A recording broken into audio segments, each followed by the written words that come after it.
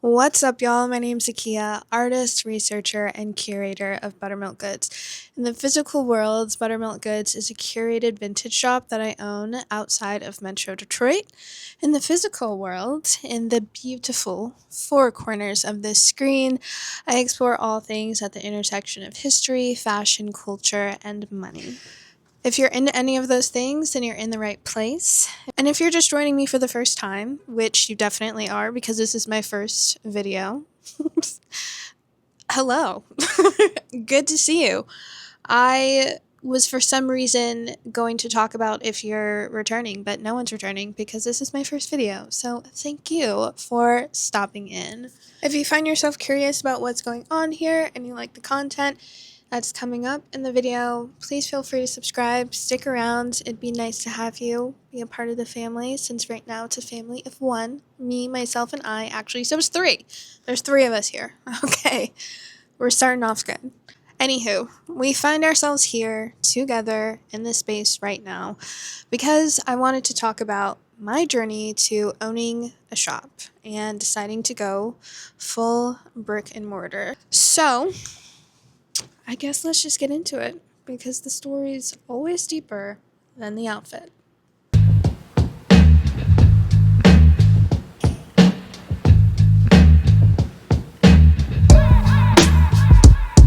So first, I quickly just wanted to share a little bit about what Buttermylk Goods is and how I ended up here. So I actually started, I'm 29, going to be 30 in a few weeks.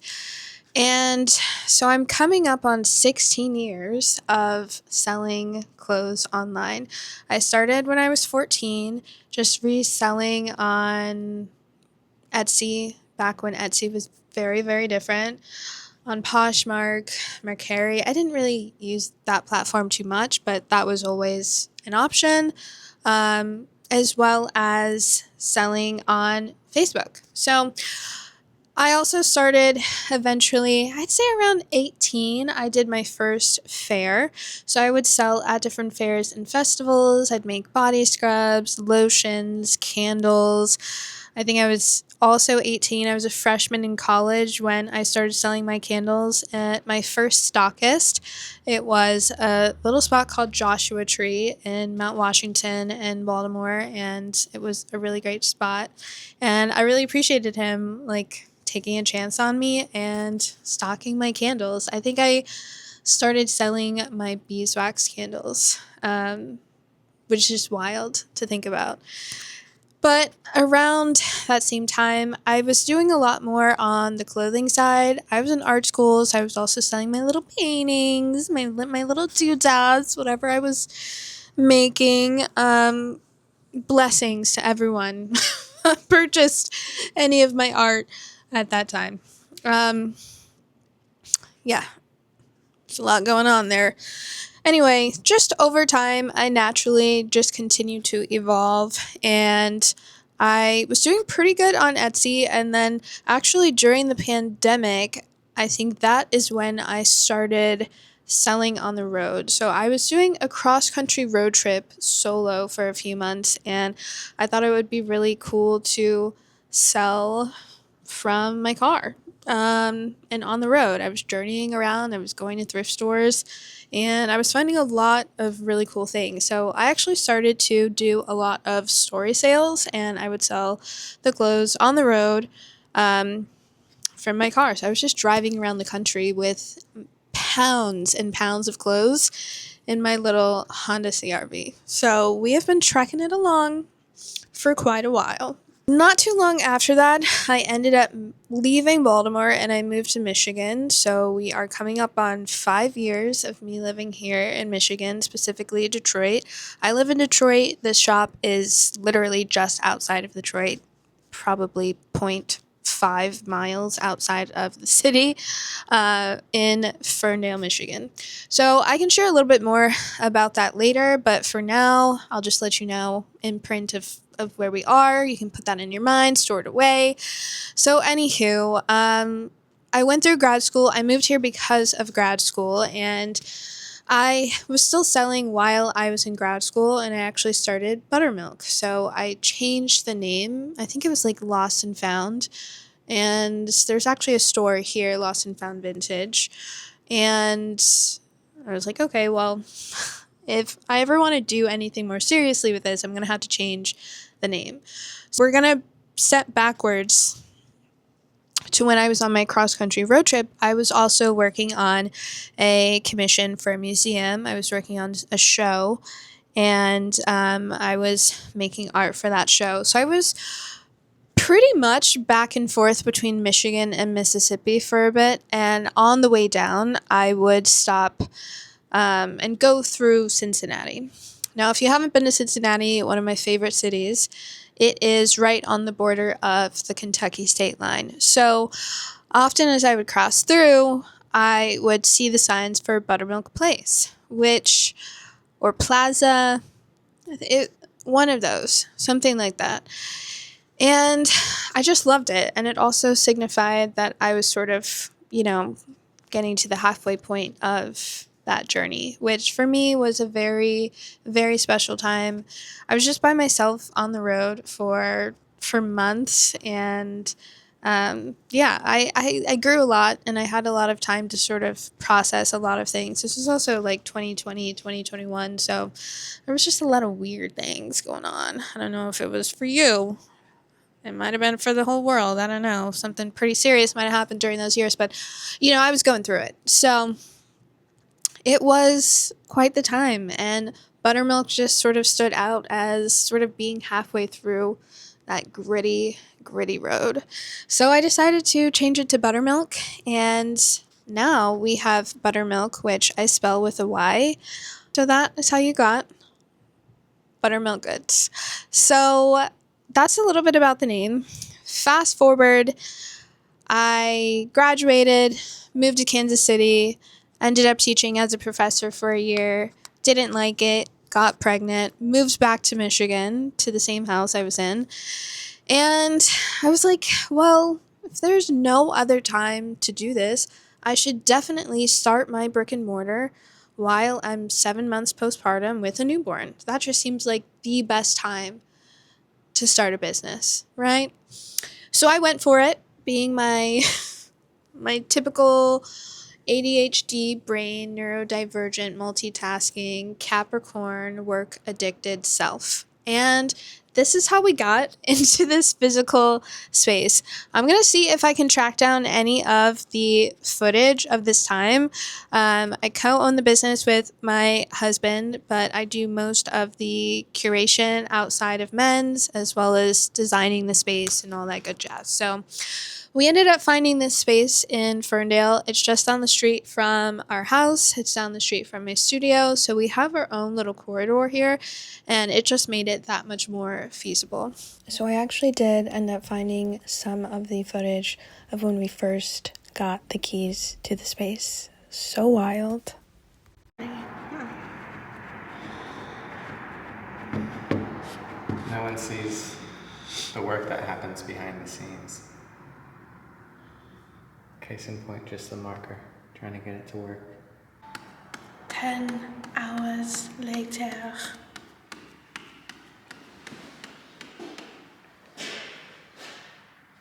Yeah, she's really trying. When we first got the keys, I was 7 months postpartum, which is wild to think about. I was going through a lot of changes personally. As a couple, we were both going through a lot of changes, adjusting to parenthood.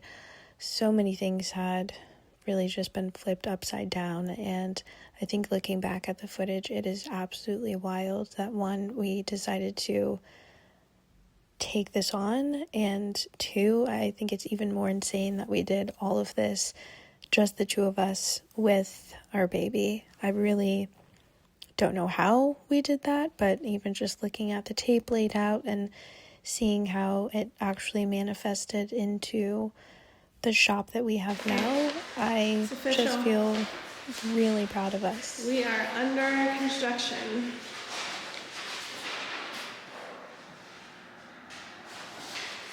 The next time these windows see the light,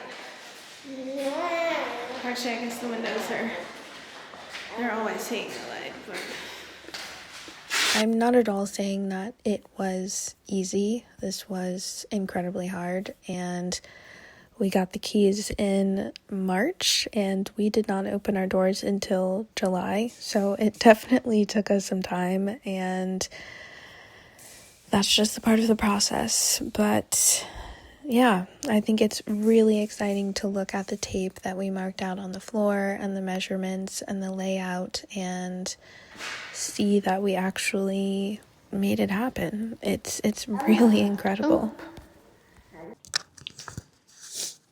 So here at Buttermylk, we have a combination of items. So we have got some curated men's and women's items. They are vintage, secondhand, which we refer to as pre-loved here, as well as some new items. So we've definitely got a mix going on. This is the front area here, which is primarily the men's section. I'm going to put you up here, actually. Okay.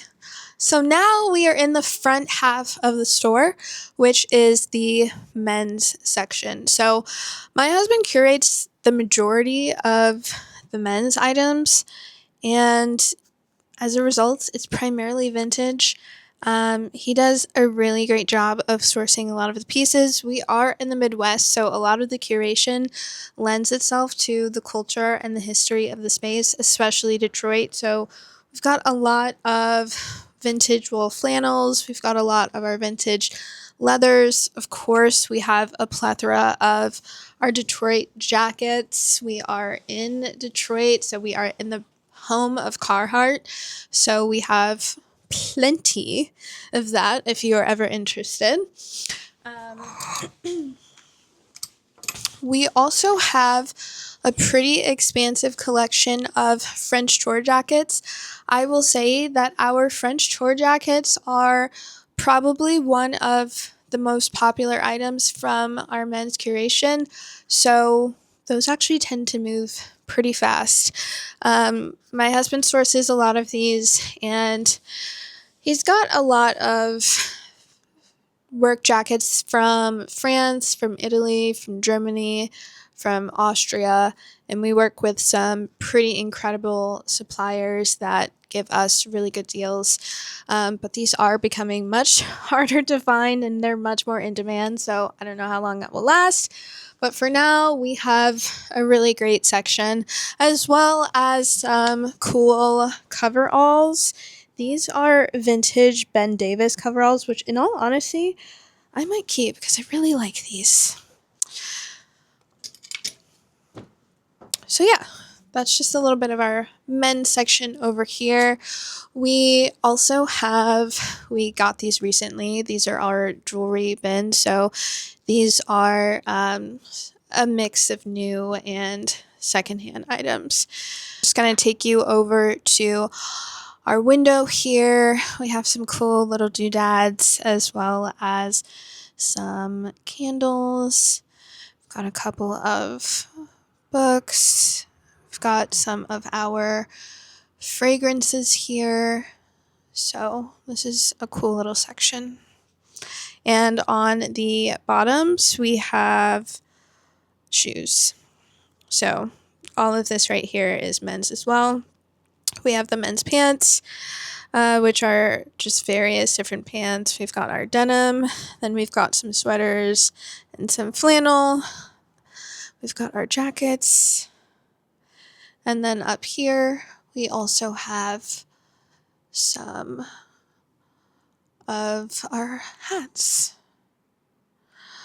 Okay, so as you can see, we're not working with an immense amount of space, so we had to be really strategic when figuring out how to lay out the space. So we've basically laid it out where this wall, also we have mirrors, basically, or not mirrors, windows on the front half of the store as well as the side. So we had to figure out how to work with that. So we ended up making the windows on the side some more shelving for some of our smaller items. We have our register up here that has some shelving, and we've got, right now the sort of switches out, but we've got some gift cards. We have some holiday cards, some hats, some socks, some candles, all that good jazz. And then over here in the women's area, so we have these racks in the center, so you sort of walk along either side. Men's is over there, women's is here. Of course, we're all humans. Look at whatever you want. We basically just section it out so that people understand how the garments fit and how they were constructed. There's men who buy the women's jeans. There's women who buy the men's clothes. It's just really helpful to separate them out, primarily because how they are constructed for the body is not the same. So anyway, you can look through whatever. So we've got a mix of our vintage. I've got a lot of the vintage here. I've got this whole rack, which is just scarves right now. And then as you walk further back, you start to get into the newer items. And then, of course, we have some shoes below and some things up top, some pants, not pants, some purses, some shoes. And it's a mix of new, vintage, and secondhand. And you can see up here, we have our pricing menu, which we are in the process of phasing out. That was something that we implemented when we first opened the shop because we didn't have too much time to tag, in all honesty, and it just made it so much easier. We also didn't have a label maker at that point in time, so it just made it so much easier so we could sort of just say, hey, if it has this color tag, it's this price. So it, I'll show you actually. It's actually hilarious editing this because I can see my ADHD working in real time. I turned around to go and show you the pricing menu, and then I just got captivated by the light hitting the cactus. So let's just enjoy that for a moment.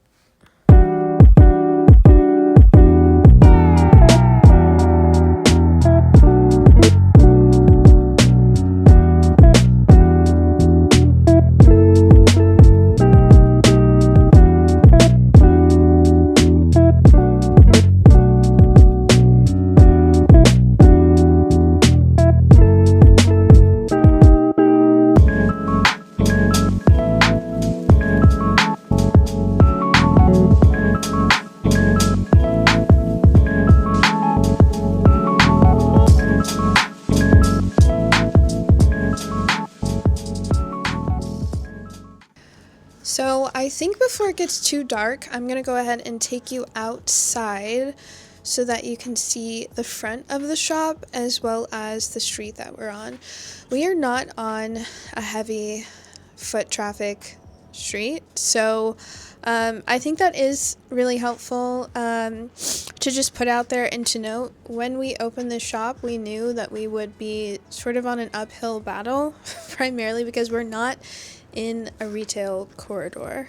And in all honesty, there's not really strong retail corridors here in Metro Detroit, if I can be quite honest. We did open next door to another shop, Tooth and Nail. Please check them out if you haven't already. Stacy is incredible. She is so cool, so badass, and was so welcoming and excited for us to join her. So I'm so glad that we're right next door to her.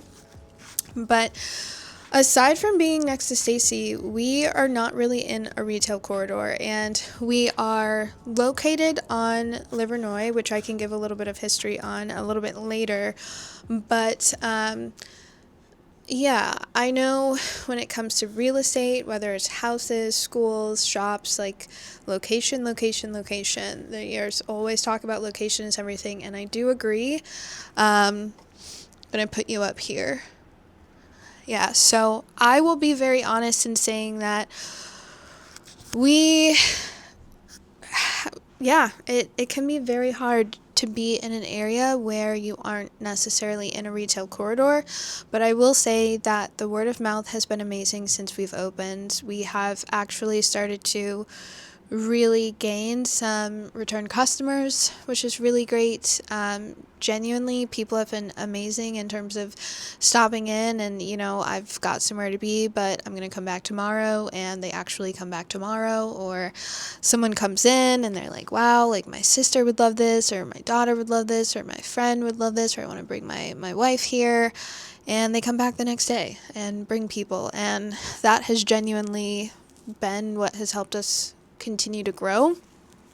So I feel really fortunate for that, and despite the fact that we decided to swim upstream and open in an area where there weren't really other shops. I feel like we're actually feeling really good about it, and we're also feeling good about being able to sort of contribute to the options in this area. So that's just a little bit about where we are. So let's step outside and let's see what's going on. And let me just show you a little bit of outside. It is very cold. It snowed a couple days ago and last night, so I'm going to grab my coat and then let's go outside. So we're going to start in the back half of our shop. This parking lot is entirely free. Any of our customers can park here. And there is this architecture studio at the back. And right here we have Tooth and Nail, the back entrance.